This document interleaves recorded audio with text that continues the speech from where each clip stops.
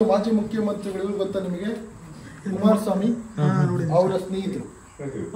Seriously ಹಾಕಿರೋ watch ನೋಡ ಕಳೆದ ಬಿಡ್ತೀರ ನೀವು. ಈ ವಾಚಿನ ಬೆಲೆ ಎಷ್ಟು ಗೊತ್ತಾ ಇವಾಗ? 75,000. ಯಾರು ಮಕ್ಕಳನ್ನ ನೋಡ್ಬೇಕು ಏನಿಲ್ಲ ನಮ್ಗೆ ಇವರೇ ಬೆಳಿಗ್ಗೆ ಎದ್ದ ತಕ್ಷಣ ಇವ್ ನೋಡ್ಬೇಕು. ಇವ್ರು ಬಂದಿಲ್ಲ ಅಂದ್ರೆ ನಮ್ಗೆ ಒಂಥರ ಕಸಿದಿ ಆಗ್ಬಿಡ್ತದೆ. ಅಲ್ಲ, ಅವತ್ತು ನಾನು ಯಾವ್ದೋ ಜ್ಞಾನದಲ್ಲಿ ಬನ್ನಿ ಅಂತ ಇಲ್ಲ ಹೇಳಿದ್ರೆ ಲಾಸ್ಟ್ ಕಾಲ್ ಮಾಡಿದ್ ನನಗೆ ಅಲ್ಲ, ಯಾರಿಗೆ ಬೇಕು ಸವಾಸ? ಇಬ್ರು ಒಳ್ಳೆ ಜಾಬ್ ಅಲ್ಲಿ ಇದ್ದಾರೆ. 1 ಲಕ್ಷ ಸಂಬಳ ಬರುತ್ತೆ ಇಬ್ರಿಗೂ. ಇವನು ವಿನಾಯಕ್ ಅಂತ ನೋಡಕ್ಕೆ ಎಷ್ಟು ಸ್ಮಾರ್ಟ್ ಆಗಿ ಕಾಣಿಸ್ತಾನಲ್ಲ, ಅದೇ ಅವಾಗ ನಿಮ್ಗೆ ಹೇಳ್ದೆ ಸತ್ತಾಗ್ಲೇ ಒಂದು 8 ತಿಂಗಳಾಗಿರೋದು ಅಂತ. ಇವನು ಒಂದು ಯಾವ್ದು ಬೆಳಗಾಮಲ್ಲಿ ಒಂದು ಬಾರಲ್ಲಿ ಕೆಲಸ ಮಾಡ್ತಿರ್ತಾರೆ ಸಪ್ಲೈಯರ್ ಆಗಿ. ಬಾರಲ್ಲಿ ಕೆಲಸ ಮಾಡ್ತಾ ಮಾಡ್ತಾ ಬಾರಲ್ಲಿ ಗೊತ್ತಲ್ಲ, ಲಾಸ್ಟಿಗೆ ಎಣ್ಣೆ ಫ್ರೀ, ಲಾಸ್ಟ್ ಮಲ್ಕೋಬೇಕಾರೆ ಎಣ್ಣೆ ಫ್ರೀ, ಊಟ ಫ್ರೀ, ದಮ್ ಫ್ರೀ, ಎಣ್ಣೆ ಎಲ್ಲ ಫ್ರೀ, ಮಿಕ್ಕಿದೆಲ್ಲ ಫ್ರೀ ಅಲ್ಲ. ಮಿಕ್ಕಿದೆಲ್ಲ ಕುಡಿದ್ಬಿಟ್ಟು ಫುಲ್ ಆಸ್ತ ಬರ್ಸ್ಕೊಂಡು ಫುಲ್ ಗಾಯ ಬರ್ಸ್ಕೊಂಡ್ಬಿಟ್ಟಿದ್ದ. ಆಮೇಲೆ ಬರ್ತಾನೆ ಬಂದ್ಬಿಟ್ಟು ಆಶ್ರಯ ಬೇಕು. ನಾನು ಹೇಳ್ತೀನಿ ಎಷ್ಟು ವಯಸ್ಸು ನಿನ್ಗೆ ಅಂತ ಕೇಳ್ತೀನಿ. ಎಷ್ಟು ವಯಸ್ಸಿಗ? 35 ವರ್ಷ. ಈ ಚಿಕ್ಕ ವಯಸ್ಸಲ್ಲಿ ನಾನು ತಗೊಳಲ್ಲ ಹೋಗು ಅಂತ ಹೇಳ್ತೀನಿ. ಬಂದು ಕಾಲೇ ಬಿಡಲ್ಲ. ಇಲ್ಲ ರೀ ನಾವು ಓದ ಸತ್ತೋಗ್ಬಿಡ್ತೀನಿ ಅಂತ ಕರೆಕ್ಟ್ ಕೊಟ್ಟು 1 ವಾರಕ್ಕೆ ಫುಲ್ಲು ಆಸ್ತಮಾ ಅವ್ನ ಕಾಯಿಲೆ ಉಸಿಸಿ ಹಾಕೊಂಡ್ಬಿಡುತ್ತೆ. ಎಲ್ಲ ಫೋನ್ ಹಾಕ್ತಾರೆ, ಎತ್ಕೊಂಡ್ ಬಂದು ರಾತ್ರಿ 12:30 ಆಂಬುಲೆನ್ಸ್ ರೆಡಿ ಮಾಡೋದು. ಈ ಆಂಬುಲೆನ್ಸ್ ಅಲ್ಲ, ನಮ್ಮ ಆಂಬುಲೆನ್ಸ್ ಆಕ್ಸಿಜನ್ ಇಲ್ಲ. ಆಕ್ಸಿಜನ್ ಆಂಬುಲೆನ್ಸ್ ತರಿಸ್ಕೊಂಡು ಇಲ್ಲಿಂದ ಆಕಾಶ ಹಾಸ್ಪಿಟ್ಲಿಗೆ ಕಳಿಸಿ, ಆಕಾಶ ಹಾಸ್ಪಿಟಲ್ ಎಷ್ಟು ದಿನ ಇದೆ? 15 ದಿನ ಆಕಾಶ ಹಾಸ್ಪಿಟಲ್ ಇಟ್ಟು ಜೀವ ಉಳಿಸಿದ್ದು. ಇವ್ನು ಒಂದ್ ಹೆಜ್ಜೆ ಇಟ್ರೆ ದಾಪ ಆಗ್ತೈತ್ರಿ ಅನ್ನೋ ಅವ್ನ ಭಾಷೆಯಲ್ಲಿ. ಬಟ್ ಇವಾಗ ಹೆಂಗಿದ್ಯಪ್ಪ? ಚೆನ್ನಾಗಿದ್ದೇನೆ. ಹಂಗೆ ಇವರು ಅಷ್ಟೇ. ಇವನು ನನಗೆ ಕಾಡಿನಲ್ಲಿ ಸಿಕ್ಕ ಕಾಡಿನ ವೀರ. ಕಾಡಲ್ಲಿ ಸಿಕ್ಕಿದ್ದು. ಯಾರೋ ಫೋನ್ ಮಾಡಿದ್ರು, ಸರ್ ಕಾಡಲ್ಲಿ ಯಾರೋ ಹೋಗ್ತಾರೆ, ಹೈವೇ ಹೋಗ್ತೀನಿ ಸರ್, ಕಾಡಲ್ಲಿ ಬೇರೆ ಕೂತವನೆ ಸರ್ ಅಂತ.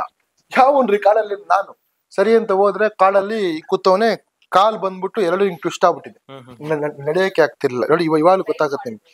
ನೋಡಿ ಕಾಲು ಟ್ವಿಸ್ಟ್, ನಡೆಯಕ್ಕೆ ಆಗ್ತಿರಲ್ಲ, ಹಿಂಗೆ ಕೂತಿರ್ತಾನೆ. ಎಷ್ಟು 1 ವಾರದಿಂದ ರಸ್ತೆಲಿ ಹೋಗೋರು ಯಾರಾದ್ರೂ ಹಿಂಗೆ ಕಾರ್ ನಿಲ್ಸಿದ್ರೆ ಏನೋ ಒಂದು ಬಿಸ್ಕೆಟ್ ಏನೋ ಕೊಟ್ಬಿಟ್ಟು ನಿಲ್ಸೋರು. ಹೆಸರು ರಮೇಶ್ ಅಂತ, ಹೆಸರುಘಟ್ಟ ಕಾಡಲ್ಲಿ ಸಿಕ್ಕಿದ್ ನನ್ಗೆ.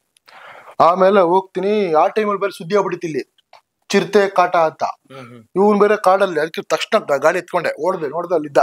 ಹೋಗ್ಬಿಟ್ಟು ಯಾರು ನಿಂತ ಕೇಳ್ರಿ, ಹೆಸರು ಹೇಳಕ್ ಬರ್ತಾರೆ, ಏನು ಹೇಳಕ್ ಬರ್ತಿಲ್ಲ, ಸರಿ ಅಂತ ಹೇಳ್ಬಿಟ್ಟು ಕರ್ಕೊಂಡ್ ಇಲ್ಲಿಗೆ ಬಂದು ಇವ್ನ ನಾನು ಹೆಂಗ್ ಕರ್ಕೊಂಡ್ ಬಂದೆ. ಇಲ್ಲಿ 1 ವಾರ ಟ್ರೀಟ್ಮೆಂಟ್ ಕೊಡ್ಸಿದ್ದು ಅವ್ನಿಗೆ ನೆನಪಿಲ್ಲ. ನೆನಪಿದ್ಯಾ? ಏನು ನೆನಪಿಲ್ಲ. ಕೆಲ್ಸಕ್ಕಂತ ಹೋಯ್ದು ಅಲ್ಲಿಂದ ಗಾಡಿನ ಅಲ್ಲಿದ್ರು ಗೊತ್ತಿತ್ತು. ಇವ್ರು ಆಕ್ಚುಲಿ ಇವನು ಈ ರೋಡ್ ಮಾಡೋದು, ಈ ಟ್ರ್ಯಾಕ್ ರೋಡ್ಸ್ ಕೆಲಸ. ಊರು ಬಂದ್ಬಿಟ್ಟು ಯಾವ್ದು? ತೆಲಂಗಾಣ, ತಾಂಡೂರು. ಅಲ್ಲಿಂದ ಇಲ್ಲಿ ಕೆಲ್ಸಕ್ಕೆ ಅಂತ ಬಂದವ್ರೆ. ಇವ್ನ ವಿಡಿಯೋಸ್ ಎಲ್ಲ ಬಿಟ್ಟಿದೀನಿ, ಯಾರು ಫೋನ್ ಮಾಡಿಲ್ಲ ಇವತ್ತವರೆಗೂ. ಇವ್ನು ಹೇಳ್ತಾನೆ ಊರು ಇವಾಗೆಲ್ಲ ನೆನಪು ಬರ್ತಿದೆ. ಇವಾಗ ಹೇಳ್ತಾನೆ 2 ಮಕ್ಳಿದೀವಿ, 2 ಮಕ್ಳಿದಾರೆ, ಹೆಂಡ್ತಿದಾರೆ ಅಂತ. ನೋಡೋಣ ಈಗ ಅವ್ನ ಊರಿಗೆ ಅಲ್ಲಿಗೆ ಹೋಗ್ಬಿಟ್ಟು ನೋಡ್ಬೇಕಲ್ಲ ಯಾರಿದ್ದಾರೆ ಅಂತ. ಇನ್ನು ಗೊತ್ತಿಲ್ಲ. ಈಗ ಒಬ್ಬೊಬ್ಬನೇ ಕಳ್ಸಂದ್ರೆ ಮತ್ತೆಲ್ಲ ಎಲ್ಲ ಮಿಸ್ ಆಗ್ಬಿಟ್ರೆ ಮತ್ತೆ ಕಷ್ಟ ನಮ್ಗೆ. ಅದಕ್ಕೆ ಹೇಳಿದೀನಿ ಹೋಗೋಣ ಊರಿಗೆ. ಊರ್ಗ್ ಹೋಗ್ಬೇಕು ಅಂತ ಕಾಯ್ತಾ ಇದೀರಾ? ಅವ್ನಿಗೆ ಗೊತ್ತಾಗಲ್ಲ ಅಷ್ಟು, ಸ್ವಲ್ಪ ಒಂಥರ. ಇವ್ರು ಅಷ್ಟೇ, ಹೆಸರು ಬಂದ್ಬಿಟ್ಟು ಪಾರ್ಥ ಅಂತ. ಇಲ್ಲಿ ಇವ್ರಿಗೂ ಸ್ವಲ್ಪ ಕಾಲೆಲ್ಲ ಸರಿ, ಕಾಲೆಲ್ಲ ಆಪರೇಷನ್ ಎಲ್ಲ ಮೇಸ್ರಿ ಹೊಟ್ಟೋಗ್ಬಿಟ್ಟು. ಆಗ ಯಾರ ಹೇಳಿದ್ರು ಪ್ರಶಾಂತ್ ಅವ್ರ ಆಶ್ರಮದಿಂದ ಹೋಗ್ರಿ ಅಂತ. ಬಂದು ಆಪರೇಷನ್ ಎಲ್ಲ ಮಾಡ್ತಿದ್ರು, ರಾಡೆಲ್ಲ ರಿಮೂವ್ ಮಾಡ್ತಿದ್ರು. ನಾನು ಬಿದ್ದಾಗ ಆಗಿತ್ತು, ಕಾಲ್ ಇಷ್ಟದ ಆಗಿತ್ತು. ಅಂದ್ರೆ ಬೋರಿಂಗ್ ಹಾಸ್ಪಿಟಲ್ ಅಲ್ಲಿ ರಾಡ್ ಹಾಕಿದ್ದಾರೆ. ಆ ರಾಡ್ ಹಾಕ್ಬಿಟ್ಟು ಏನಾಗ್ಬಿಟ್ಟಿತ್ತು ಅಂದ್ರೆ ಫುಲ್ ಒಳಗಡೆ ಇನ್ಫೆಕ್ಷನ್ ಆಗ್ಬಿಟ್ಟು ಕಾಲೇಜ್ ದಪ್ಪ ಆಗ್ಬಿಟ್ಟಿತ್ತು, ಫುಲ್ ಒಳಗಡೆ ಕೊಳ್ತು. ಅಂದ್ರೆ ಕೆಲವು ರಾಡ್ ಹಾಕ್ಬೇಕಾದ್ರೆ ಸ್ವಲ್ಪ ಮಿಸ್ಟೇಕ್ ಮಾಡ್ಬಿಟ್ರೆ ಆಗಲ್ಲ. ಆ ಟೈಮ್ ಇಲ್ಲಿಗೆ ಬಂದೋಗಿ ಏನಪ್ಪ ಹೆಂಗಾಗ್ಬಿಟ್ಟಿದ್ದು. ಆಮೇಲೆ ನೋಡ್ಬಿಟ್ಟು ಆನೆ ಕರ್ಕೊಂಡು ಹೋಗಿ ಆಪರೇಷನ್ ಎಲ್ಲ ಮಾಡಿಸಿ ಆ ರಾಡ್ ನ ತೆಗಿಸ್ಬಿಟ್ಟು ಈಗ ನಮ್ಗೆ ಕಣ್ಣು ಕಾಣ ದೇವ್ರ ಚನ್ನಪಟ್ಟಣ ಮೇಡಮ್ ಇದ್ರು. ಸಣ್ಣ ವಯಸ್ಸಲ್ಲೇ ಮದುವೆ ಮಾಡಿದ್ರು. ನಾನು ಏನು ಕೆಲಸ ಬರ್ತದೆ ಅಪ್ಪ ಅಮ್ಮ ತಿಳ್ಕೊಂಡ್ಮೇಲೆ 10 ರೂಪಾಯಿನೂ ಕೂಡ ಸಂಪಾದನೆ ಮಾಡೋ ಶಕ್ತಿ ಇರ್ಲಿಲ್ಲ. ಆಗ ಒಂಥರ ಬ್ರೈನ್ ನನಗೆ ಇದಾಗ್ಬಿಟ್ಟು ಬಿಟ್ಟು ಬಂದ್ಬಿಟ್ಟೆ. ಮತ್ತೆ 25-30 ವರ್ಷ ಆಯ್ತು ಆ ಕಡೆ ಹುಡುಗರು ನೋಡೋ ಇದಾರೆ. ಆದ್ರೆ ನಾನು ಬಯಸಲ್ಲ ಕಷ್ಟಕ್ಕೆ. ಹೆಂಡತಿ ಮಕ್ಕಳೆಲ್ಲ ಇದಾರೆ. ಇದೇ ನಮ್ಗೆ ದೇವಸ್ಥಾನ, ಇದೇ ದೇವ್ರು, ಚೆನ್ನಾಗಿ ನೋಡ್ಕೊಂಡೆ. ಮಕ್ಕಳನ್ನ ನೋಡ್ಬೇಕು ಏನಿಲ್ಲ ನಮ್ಗೆ ಇವರೇ ಬೆಳಿಗ್ಗೆ ಎದ್ದ ತಕ್ಷಣ ಇವ್ ನೋಡ್ಬೇಕು, ಇವ್ರು ಬಂದಿಲ್ಲ ಅಂದ್ರೆ ನಮ್ಗೆ ಒಂಥರ ಕಸಿ ಬೀಜ ಆಗ್ಬಿಡ್ತದೆ. ಒಂದ್ ದಿನ ಬಂದಿಲ್ಲ ಅಂದ್ರೆ ಮೇಡಮ್ ನೋಡ್ಬೇಕು, ದೊಡ್ಡ ಮೇಡಮ್ ನೋಡ್ಬೇಕು, ಸರ್ ನೋಡ್ಬೇಕು, ಇವ್ರು ನೋಡ್ಬೇಕು, ಅಷ್ಟೇ ನಮ್ಮ ಜೀವನ ಇಲ್ಲ. ಇನ್ನೊಂದು ಕುತ್ಕೊಳ್ಳಿ, ಇವರು ಬಂದ್ಬಿಟ್ಟು ನನ್ಗೆ ಫ್ರೆಂಡ್ ಸಿಕ್ಕಿದ ಅವ್ನ ಮೊಬೈಲ್, ಅವ್ನು ಇನ್ನೊಬ್ಬ ಫ್ರೆಂಡ್ ಅದು ಮೊಬೈಲ್ ಇತ್ತು. ಅದೇ ನಮ್ಮ ಜನಸೇವಾ ಟ್ರಸ್ಟ್ ಬಂತು, ಉಮ್ಮ ಚಕ್ರವರ್ತಿ ಆಶ್ರಮ ಅಂತ ಬಂತು. ಇವ್ರು ಉಮ್ಮ ಚಕ್ರವರ್ತಿ ಕೊಡ್ತದೆ ಆಶ್ರಮ ಅಂತ ಬಿಟ್ಟು ಅದೇ ಅವ್ರು ಒಂದು ಪೊಲೀಸ್ ಸ್ಟೇಷನ್ ಹೋಗಿ ಒಂದು ಇದು ತಗೊಳ್ಬೇಕು, ಉಪ್ಪಪೇಟೆ ಪೊಲೀಸ್ ಸ್ಟೇಷನ್ ಹೋಗಿ ಲೆಟರ್ ತಗೊಂಡ್ ಬರ್ಬೇಕಂತ ಹೇಳ್ಬಿಟ್ಟು ಆ ಮನುಷ್ಯ ನನ್ನ ಪಾಪ ಕರ್ಕೊಂಡ್ ಬಂದು ಇಲ್ಲಿ ಬಂದು ಸಾಯಂಕಾಲ ಹೊರಟ್ರೆ ನೈಟ್ ಆಯ್ತು. ಆಮೇಲೆ ಮಂಗಳೂರು ಇವರು ಇದ್ರು ಆಗ ಒಬ್ಬ ಕೃಷ್ಣಪ್ಪ ಮತ್ತೆ ಇವರು ನಮ್ಮ ಮ್ಯಾನೇಜರ್ ಅವರು ಅವರೇ ಬಂದು ಬಸ್ ಸ್ಟಾಪ್ ಹತ್ರ ಬಂದು ಕರ್ಕೊಂಡು ಬಂದು ಈ ಸದ 1 ವರ್ಷ ದಾಟಿದೆ ನಾನು. ಚೆನ್ನಾಗಿದೆ, ಎಲ್ಲ ಚೆನ್ನಾಗಿ ನೋಡ್ತಾರೆ.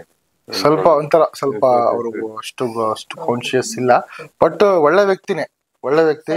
ಇದುವರು ಪಾಪ ಯಾರಿಗೊಬ್ರು ಬೈಯಲ್ಲ, ಏನು ಮಾಡಲ್ಲ, ಪಾಳಿಗೆ ಅವ್ರು ಇರ್ತಾರೆ, ಅವ್ರ ಪಾಳಿಗೆ ಹೋಗ್ತಾರೆ.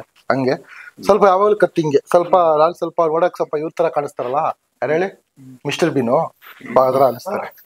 ಫೇಸ್ ಇಲ್ಲ, ಹಂಗೆ ಕುತ್ಕೊಳ್ಳಿ ಹಂಗೆ. ಇವರು ಅಷ್ಟೇ, ಇವ್ರು ನಂಗೆ ಸಿಕ್ಕಿರೋದೆ. ಇವರು ಒಬ್ರು ಪೊಲೀಸವರು ಮತ್ತೆ ಕೆಲವು ಬಾಯ್ಸ್ ಎಲ್ಲ ಬಂದ್ಬಿಟ್ಟು ಬಿಟ್ಟಿರೋ ಅಂತದ್ದು. ಪಾಪ ಒಳ್ಳೆ ವ್ಯಕ್ತಿ. ಆಕ್ಚುಲಿ ಇವ್ರು ಬಂದ್ಬಿಟ್ಟು ಇದಾಗಿದ್ದು ಕಾರ್ಪೆಂಟರ್ ಕೆಲಸ ಮಾಡ್ತಾ ಇದ್ದಿದ್ದು. ಬಟ್ ನೋಡಿ ಏನ್ ಹಣೆ ಬರೋ ಗೊತ್ತಿಲ್ಲ, ಇವತ್ತು ಇಲ್ಲಿದ್ದಾರೆ. ಕುತ್ಕೊಳ್ಳಿ. ಇವ್ರು ಮಂಜು ಅಂತ. ಈ ವ್ಯಕ್ತಿ ಸತ್ತಿ ಒಂದ್ 4 ವರ್ಷ ಆಗಿರೋದೇನಪ್ಪ. ರಾತ್ರಿ ಒಂದ್ ಗಂಟೆ ನನಗೊಂದು ಫೋನ್ ಬರುತ್ತೆ, ಸರ್ ಫುಲ್ ಟೈಟ್ ಸರ್, ಮ್ಯಾಗ ಬರ್ಬೇಕು ಸರ್. ಆಯ್ತಪ್ಪ, ನಾನು ಮಲ್ಕೊಂಡಿದ್ದೀನಿ, ನಾಳೆ ಬಾ ಬೆಳಿಗ್ಗೆ.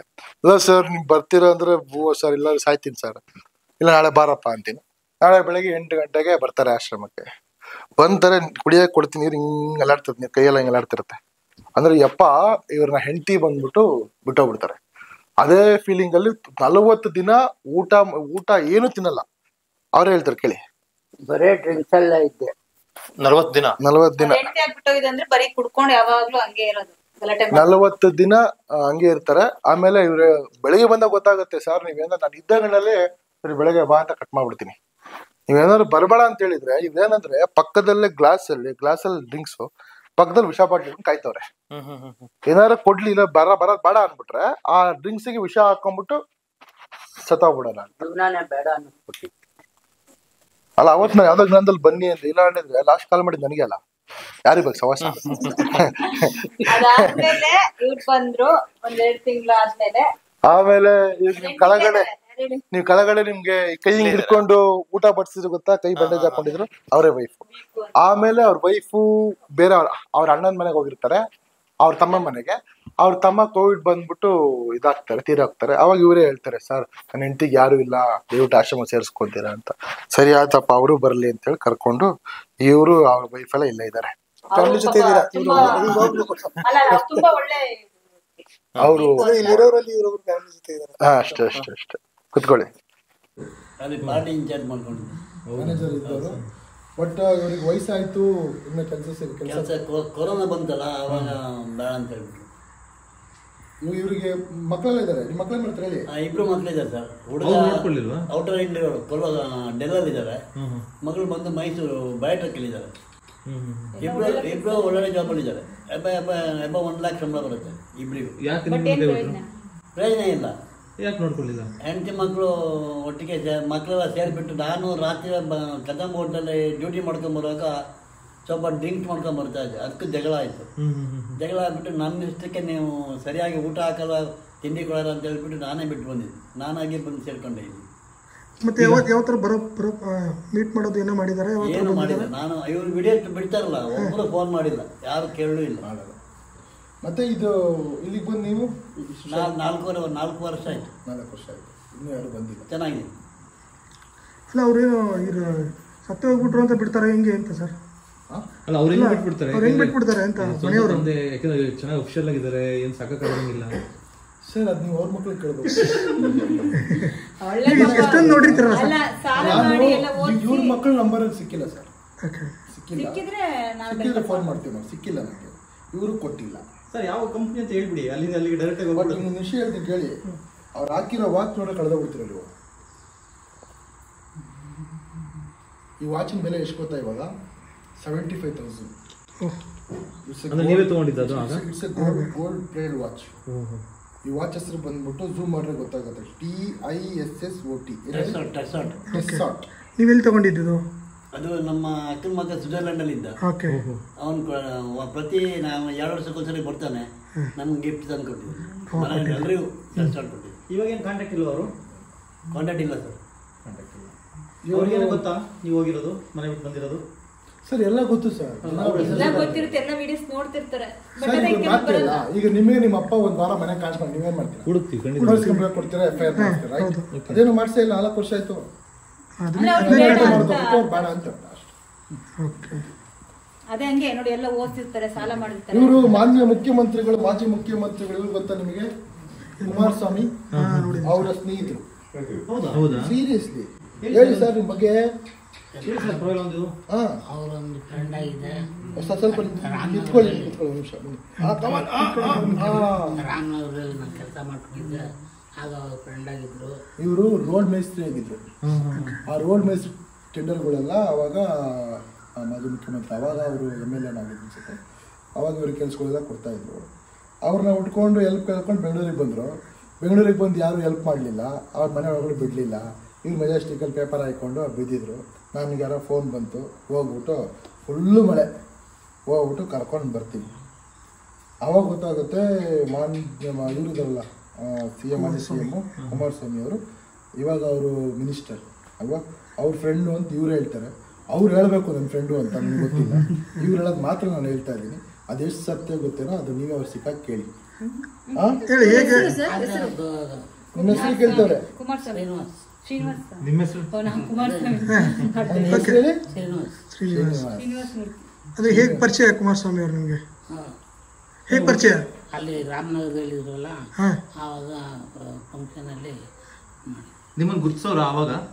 ಓ ಶ್ರೀನಿವಾಸ್ ಬನ್ನಿ ಆ ಥರ ಮಾತಾಡೋರ? ಸೊ ಅವಾಗ ಗುರ್ತಿಸ್ತಾ ಇದ್ರು ಒಟ್ಟಿನಲ್ಲಿ. ಅಂದ್ರೆ ಅವ್ರು ಬಂದ್ಬಿಟ್ಟು ಶ್ರೀನಿವಾಸ್ ಬನ್ನಿ ಅನ್ನೋರಾ? ಅಂದ್ರೆ ನೀವು ಗೊತ್ತಿತ್ತ? ನಿಮ್ಮನ್ನ ಮಾತಾಡ್ಸಾರ ಹತ್ರ ಬಂದು ಅವರು ಗೊತ್ತಿತ್ತಾ? ಅಂದ್ರೆ ಅವ್ರು ನಂಬ್ಕೊಂಡೆ ನೀವು ಬೆಂಗಳೂರು ಬಂದ್ರಾ?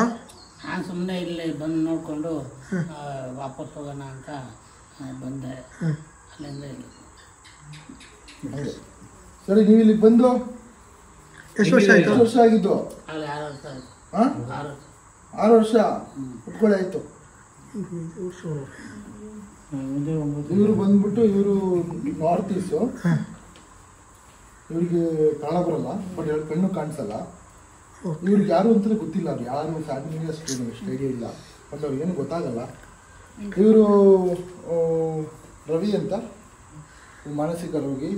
ಅವನು ಸಿಕ್ಕಾಗ ಅವನೇ ಹೇಳ್ತಾನೆ, ಈಗ ಕಲ್ಟಾಗ ಗಡ್ಡೆ ಎಷ್ಟುದ ಬಿಟ್ಟಿದ್ದೆ, ಗಡ್ಡೆ ಎಷ್ಟುದ ಗಡ್ಡೆ ಇತ್ತು, ಒಂದಿಷ್ಟುದ ಬಿಟ್ಟಿದ್ದ.